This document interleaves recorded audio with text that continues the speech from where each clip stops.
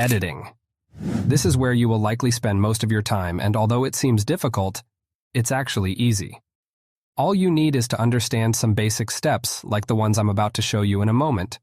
Start practicing yourself, and you'll definitely get better.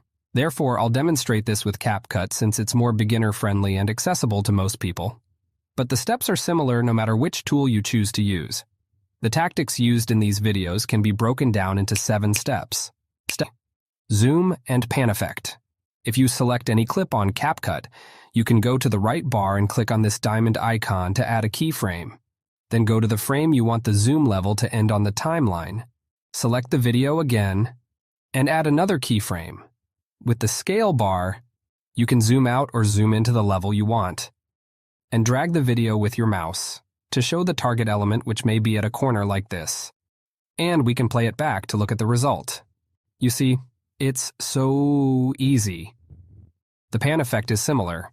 Add a keyframe at the start of the clip. Zoom into the level you want using the scale bar, and drag the video to where you want the pan effect to start. Then go to the frame you want the effect to end on the timeline. Click on the video on the player and drag it to the left.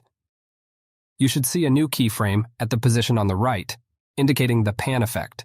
Then you can play it back to see the result. Step 4.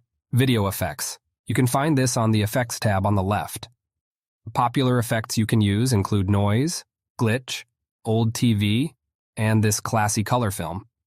You can also use trendy effects like quick math, energy, warning, and many more. I already added these to my favorites, which means you will have to scroll down to find them, and you will see a lot more effects. Just make sure not to overuse them. Step 5. Transitions. You can find this beside the Effect tab and will only work where there is a cut between your clips. You don't need to go overboard with this as well so that your video doesn't look cheap. But you can look at performing videos and come here to find related transitions they are using. Popular transitions, however, include fade, flash, pull in and out, push up or down, and many more. I personally stick within the overlay section and the glitch for most of my videos. Step 6. Text effects. This is pretty easy. You can either add a text from the text bar and manually type out what you hear from the audio, or you can click on auto captions to quickly write all the texts out from the voiceover. Of course, you are not going to use all of the text, so click on the eye icon on the timeline to hide the track. Then go to the text you want to highlight, copy and paste it on another track, and then you can customize it on the right bar.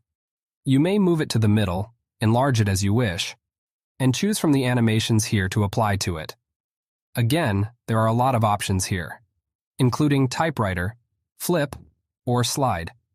If you find it difficult choosing one, just model what works for others. Step 7. Sound effects. This, in my opinion, is the biggest mover when it comes to viewer retention for these types of videos.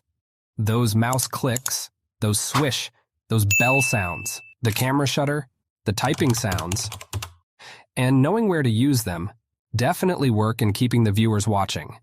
Capcut has tons of these sound effects on their audio tab, and you can search for almost any sound effects you may need to add to the texts, the clips, or the transitions.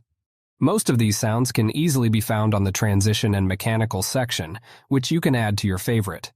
I can click on the plus icon, for example, to add this to the timeline and shift it to the middle of the transition to see the effect. As you can see, all of these steps are interrelated, and all you need is an idea, the script, the voiceover, and the willingness to start. I've made videos on script writing and voiceover, both of which I will link down below, but I have a word of caution here. The voice I used on this channel is now available on Flicky. Flicky helps you create audio and video content using lifelike AI voices in less than a minute. I was amazed to find this and many other voices I've used in some of my other channels here for a lower price. I'll drop the link below if you want to check it out, and you can watch the review of Flicky on this video. If you want to know the tools you can use to create YouTube videos from start to finish, click on this video. Make sure to subscribe if you haven't, and thanks for watching.